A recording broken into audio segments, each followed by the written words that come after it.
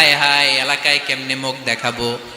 লজ্জায় পড়ে মারিয়াম আলাইহিস সালাম এলাকা থেকে চলে গেলেন। কি অবাক করে কাণ্ড, বাচ্চা ভূমিষ্ঠ হওয়ার জন্য, বড় হওয়ার জন্য 6 মাস 7 মাস লাগে নাই, পেটে বাচ্চা আসার সাথে সাথে বাচ্চাটারে বড় করে দিয়েছে কে? মারিয়াম আলাইহিস সালাম এবার বসে পড়লেন, বুঝতে আরম্ভ করলেন প্রেগন্যান্সির পেইন উঠেছে। হঠাৎ করে পেট থেকে বাচ্চা ভূমিষ্ঠ হয়ে যাওয়ার পরে উনি কাঁপতে আরম্ভ করলেন। ক্ষুধার চোটে খাবার কিছু নাই, সামনে ঝর্ণা, উপরে একটা খেজুর গাছ।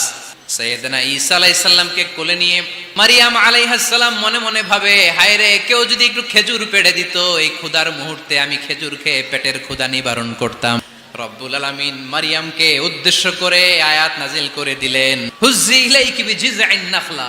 এর মানে হচ্ছে মারিয়াম, কেউ পেড়ে দিবে না, একটু কষ্ট করে হাতটা উঁচু করে খেজুরের ডালা ধরে ঝাঁকুনি মারো, টস টসে কাঁচা পাকা খেজুর নিচের দিকে পড়বে, তারপর তুমি তুলে খাবে। সুবহানাল্লাহ।